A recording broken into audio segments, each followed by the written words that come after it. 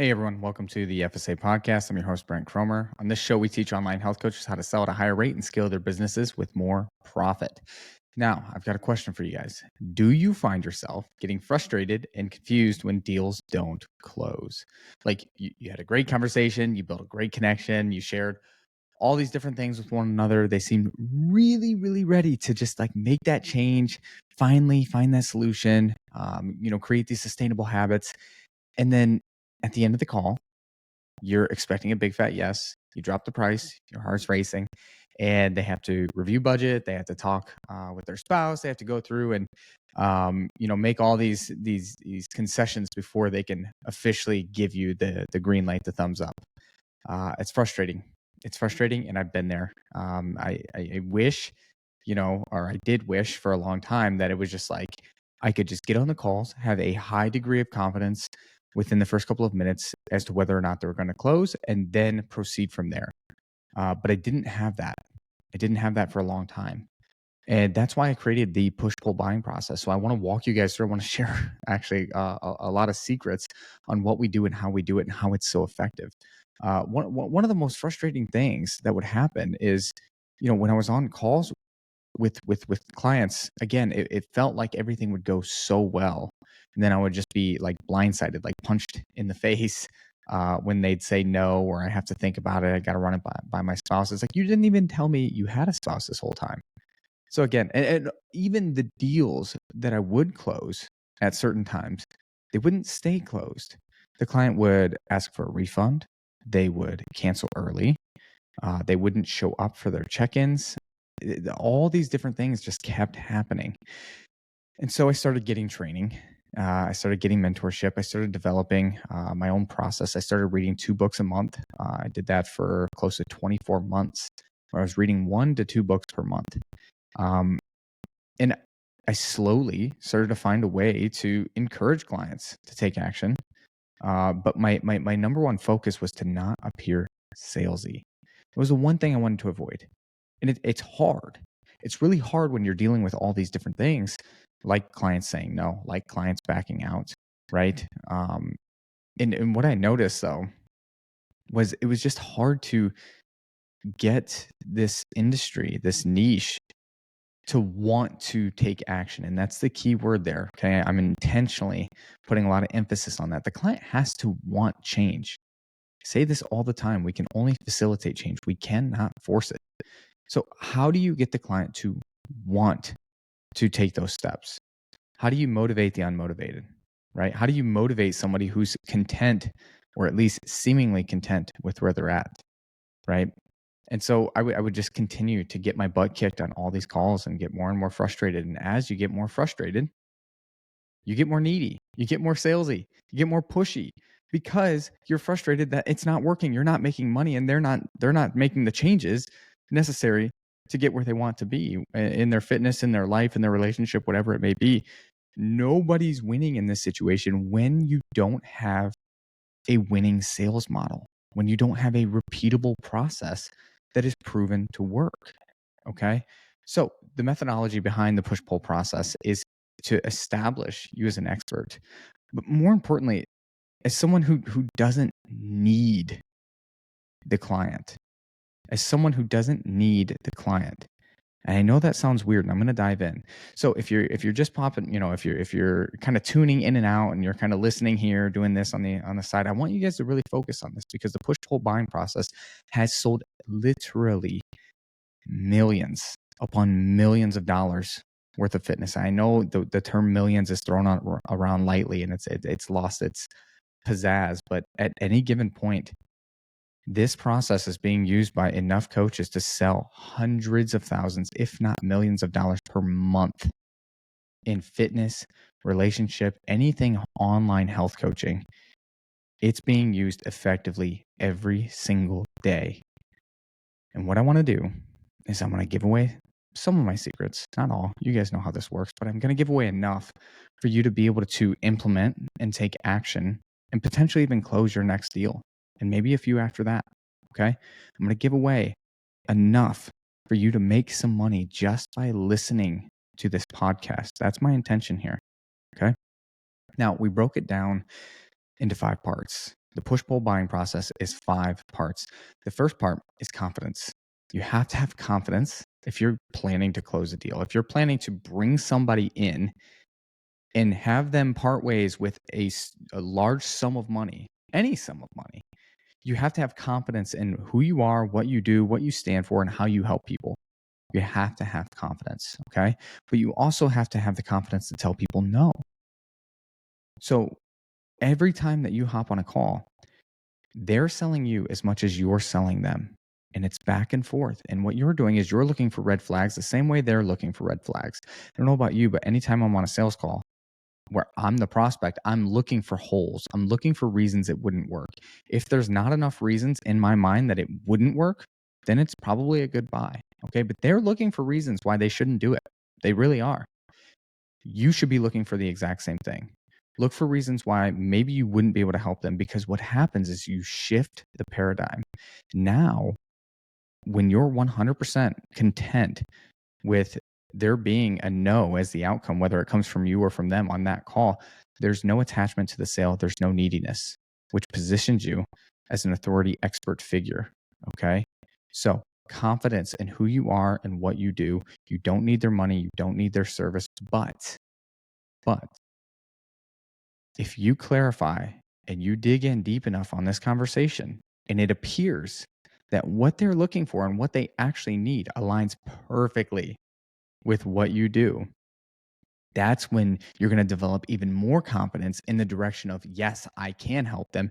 Therefore, I'm going to offer you my services, and this is what it looks like. And I'm willing to get creative if necessary to help you out, because I know for a fact that we can help you. Okay. But until that point, think about it like boxing, like Floyd Mayweather. He's regarded as the best boxer of all time, right? I don't care if you agree or not, right?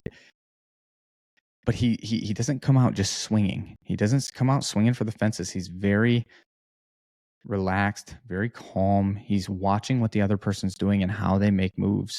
And that's you on the beginning of the call, okay? Just be casual and observe. And then you can make your decisions from there, and you can strike when necessary, okay? That's step 1, confidence. Step 2 is pre-handling. I did not like getting to the end of the call and not knowing whether or not they were going to close. The 50% close rate is like flipping a coin. You can flip a coin over and over and over and over. I do not want my income to be determined by a flip of a coin.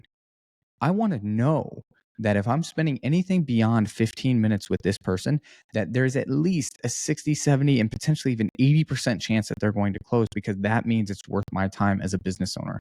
If you're a business owner and you're listening to this, your time is your most valuable asset. And I know you've read that. I know you've heard that, but you have to consider you are doing so many different things in the business, so many different things.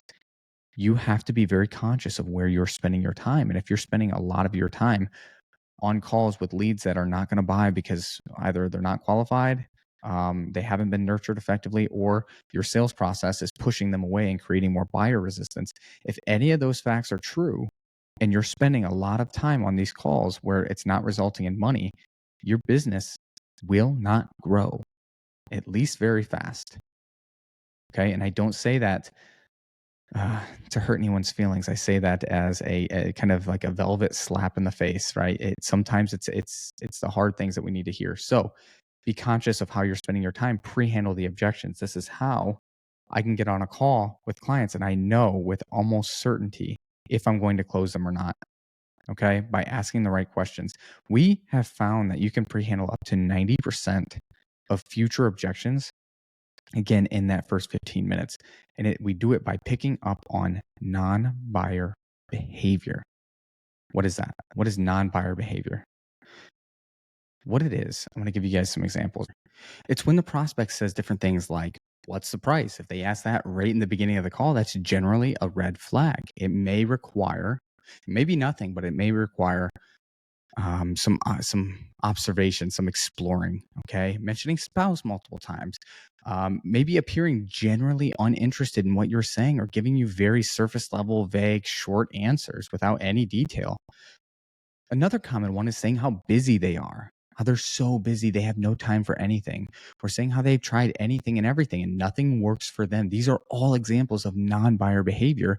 And what I hear so many times, because we offer free call reviews for a couple weeks at a time until we get too bombarded and we have to close it down. But what I hear so often on these call reviews is clients will say this. They'll give all the hints, all the clues, all throughout the call, and the salesperson won't address it because they don't want tension. They don't want confrontation. They don't want to potentially for the client to say, yeah, I really don't have time for this. And then they get a no. But instead of addressing it right then and there, they wait until the end of the call because they think that they're going to tell them this magic thing. They're going to say the right thing at the right time at some point, and it's going to make them feel like they need to buy your product. They feel like the salesperson feels like at some point they're going to say the right thing, or they're going to blow their socks off with what you offer as a service, and they're just magically going to buy, even though they've given you all the red flags all throughout the call. That's not a winning model. That is not a winning model, because you're going to get those objections and you're going to get them right at the end. And think about this, if we're going back to like the boxing match, like Floyd Mayweather, if it's a boxing match and you're handling all your objections in the last 10 minutes of the call, the prospect, guess what's on their mind? They're thinking that bell is going to ring. This round's going to be over at the top of the hour. I only scheduled this call for 60 minutes. It's over in 5 minutes. Once that's done, I'm going to tell them I got somewhere to be. I have another call. I got to be, pick my kids up. I got to go do something. They're waiting for the bell to ring so that you can stop hitting them with all these, silly objection handling attempts. Okay. So what we do again is we pre-handle everything up top, around 90% of the objections. Therefore, if we get an objection at the end, I say if intentionally, if we get an objection at the end that has not been handled, usually it's a quick, 2 to 3 sentence exchange, and you're wrapping up the deal and you're closing it. Okay. So what is the push-pull buying process so far, guys? It's confidence, it's pre-handling, and now we've got tone shifts. Tone shifts are strategically shifting your tone at specific points in the conversation to guide the experience, to create curiosity, to let them know you're pondering different solutions or different causes for what's causing them to be in the position that they're in, what's causing them to not lose weight, or their metabolism to be slowed down, or the relationship to be failing. Empathy is another tone shift, to have empathy and show concern for their situation. Passion creates excitement when you're setting like an identity frame, like you're the type of person that takes action, right? Concern, when there's, the potential cost of inaction, of remaining in the exact same place and not making changes year after year after year. Like, what are the consequences of not doing anything about this? That's concern, because we want them to feel concerned. Therefore, we give them the concerned tone. There are 6 tone shifts in total, and we give them and change them at certain points in the conversation to elicit these emotions. And if we can do this effectively in conjunction with the first 2 steps, the confidence and the pre-handling, and then with the last 2 steps, the push and the pull, our tone shifts match up perfectly. You will close. I'm saying this with pure and utter confidence. You will close 60 to 90% every single month without any variation if you can master this skill. We have some coaches closing above 90% in the online fitness coaching space, which is unheard of. And that's at a high ticket of $3,000 to $7,000. Okay. Because our clients have been able to master this skill. Now, the drum roll, right? The drum roll. I think it might even, nope. There it is. Boom, the drum roll. I hope that played so there's not just like this awkward silence on the podcast here, but I played a drum roll on my little sound bar thing here. So the push process. What is the push process? Well, the point of the push process, we don't want to be pushy salespeople. So why would I have the push-pull buying process? Because it's not what you think. You're not pushing them into a corner and forcing them to make a decision that's in your best interest. Okay, we're pushing them to make a decision that's in their best interest, whether it's with you, with another coach, on their own, with anyone else in the world. We're pushing them just to take action. And if that action so happens to be our service, great. That's a thumbs up from both sides. It may not be, though. And you're going to determine that, like I said, in the pre-handling. And with that confidence aspect, when you can tell them no if it's not a good fit, right? So the push process, it creates this like psychological distance between you and the client. So you don't appear desperate, you don't appear too eager. Um, you're increasing the subconscious value of your program to the client. Okay. Think about it like this. The uninterested person, the beautiful blonde at the bar. I give too many dating analogies. I'm well aware of this. I'm working on it. Okay. But the beautiful blonde at the bar who's just not interested, it makes the guy or whoever's going after her want her more because she does not care, right, if she leaves with him or not. Okay. That is how psychology works. This is a real proven concept. So by us not being uninterested in them, but not being attached to the outcome makes them actually have more trust because you're not pushing them towards a biased outcome, which results in them paying you money. Okay. So when you don't really have a dog in the fight, people are going to trust you more, right? Without that form of bias. Okay. So the objective here is to create curiosity and induce this level of scarcity, right? Where it's like, hey, he's good with or without me. So when he gives an opinion, I trust it. Now we do this in a few different ways. I want you to think about me and my damn metaphors. I want you to think about this like a dance, like a homecoming dance. Your hands are on each other's shoulders, nice and awkward, where there's plenty of space in between you guys. Okay. If we think of sales like a game, you're going back and forth. Okay. If I push you, I'm creating more space. You have two options. You can stay out there. And again, we're doing that middle school dance with our arms fully extended, and there's a lot of space in between.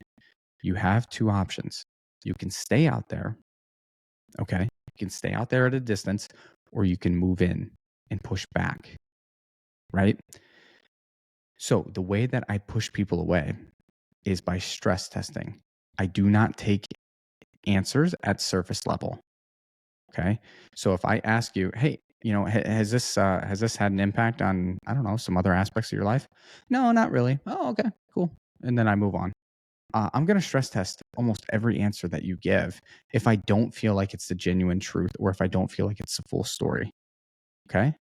So if I say, hey, how is this showing up in other areas of your life? Oh, it's not. Okay. This hasn't showed up in, your relationships, or I suppose you mentioned that you had that lack of energy. So that hasn't showed up anywhere else for you? Well, I guess in my relationship, yeah, my wife's always, uh, pissed off at me because I don't do things around the house. Okay, perfect. So now by stress testing, we were able to go deeper. And now I'm getting a better idea. I'm getting optics on what their scenario actually is. Okay. And that is subconsciously creating urgency for them to take action because they've just linked, oh, my wife is mad at me because I don't have energy to do the things that she wants me to do. I'm linking all these things in their mind, which is again creating that urgency to take action. Okay. Another example of a push is if clients are like, I'm so busy. I'm the busiest person in the world. That's why I can never stick to any of these diets. That's why they never work for me because I'm just so busy. And in your mind, you're like, oh my gosh, okay, come on. Like, I'm busy. Okay. I'm posting, I'm doing emails, I'm doing client check ins, I'm doing sales calls. I'm busy. Okay. You work a 9 to 5. Like in your mind, you're like, there's no way you're too busy to get all this in if I'm able to. And so is all of my other clients. Right.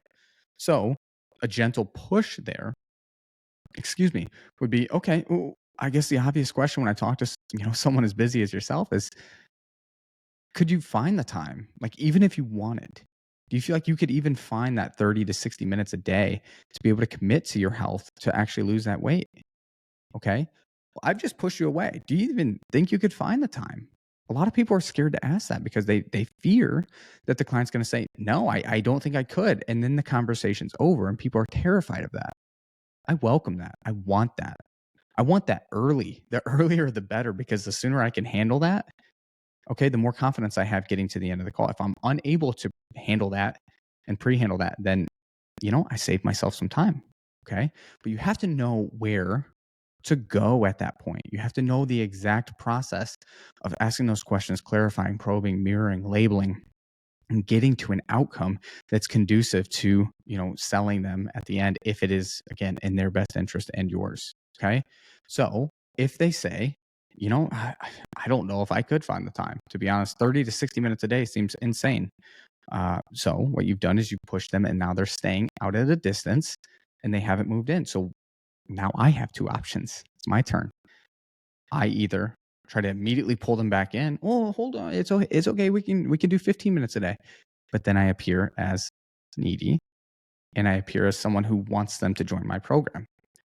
What I choose to do, if I push someone away, I will keep pushing. I will keep pushing until you take action. If you cannot make micro commitments, if you can't take micro actions throughout the call, you might not be ready to buy.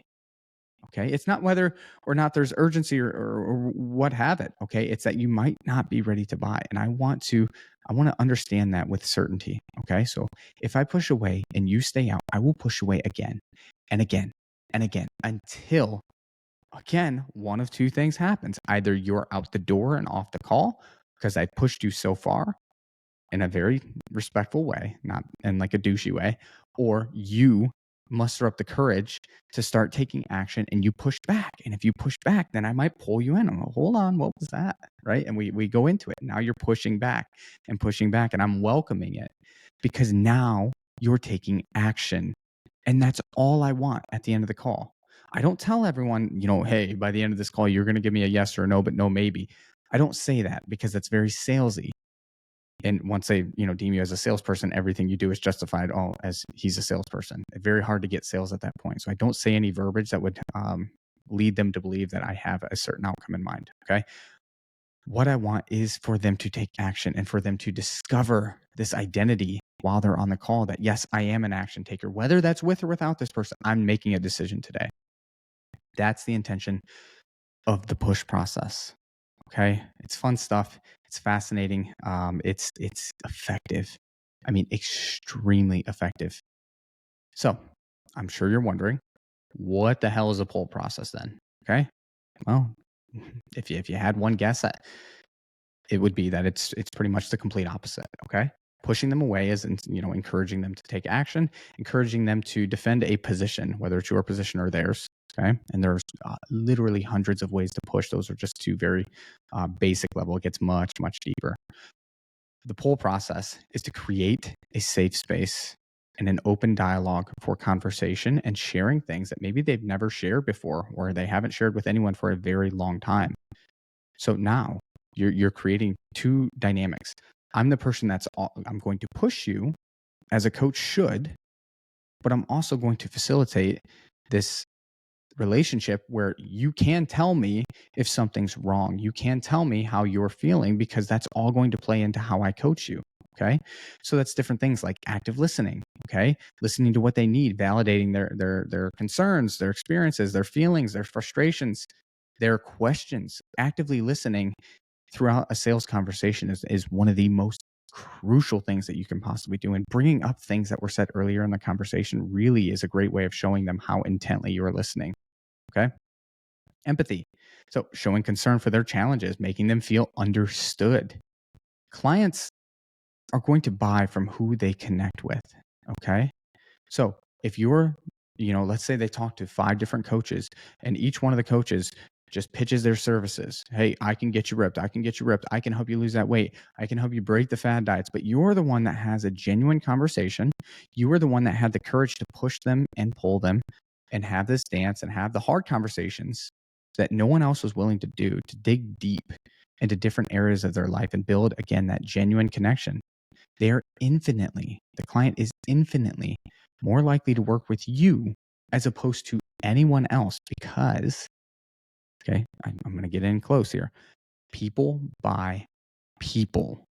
They don't buy brands. They don't buy logos. Those days, I shouldn't say don't. Absolutes are rarely true.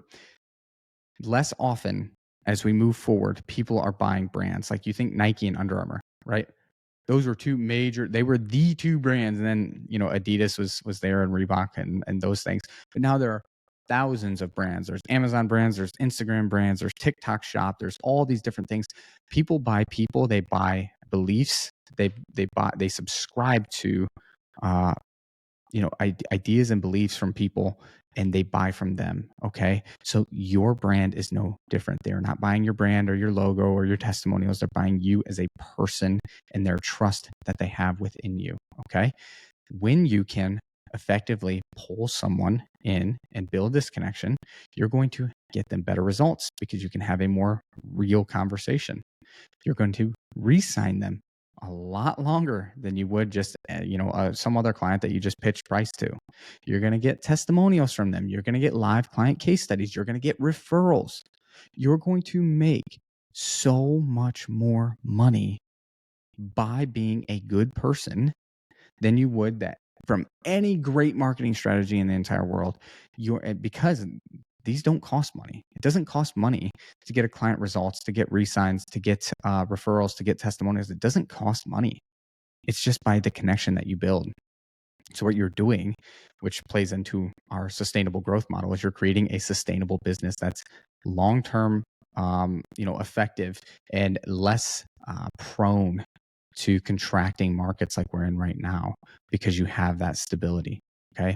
So guys, that is the push-pull buying process. Again, broken down into 5 parts. That's confidence, that's pre-handling, that's tone shifting, that's pushing, and that's pulling. Okay. 5 parts. Now this is just the surface. This is the stuff that I can come on a podcast. This is the depth of this. This is the stuff I can come on a podcast and give away to you guys confidently because I want you to close deals. But I also would love to have a conversation with you if you're curious at all about what we do and how we're able to help other businesses get to 30 to 80, even upwards of $100,000 per month, every single month, without the swaying and the anxiety every month, wondering if you're going to be able to repeat the month before. Okay. So if you're curious about what we do and how this, the push-pull buying process might be a good fit for what you offer, again, it's anything in the health and fitness space. That's, again, relationships, behavior change, addiction, life coaching, mindset, and then, of course, fitness was like our wheelhouse and how we got started. If you're wondering if and how this could fit into your business, go ahead and follow me on Instagram, Brent, Brent, Kromer, Kromer, no space, Brent Kromer _. So you're going to see it's going to be me, the little 2 comma club, and it's going to say sales and systems. Go ahead, give me a follow. The link in the bio is a great place to go to learn more about our sustainable growth model and how the push-pull process fits within that. If you're curious as well, I can go ahead and drop a link below this. I hope this was helpful. I hope this helps you close more deals. I'm confident that it will if you truly listen and take notes. With that being said, I hope you all have a wonderful day.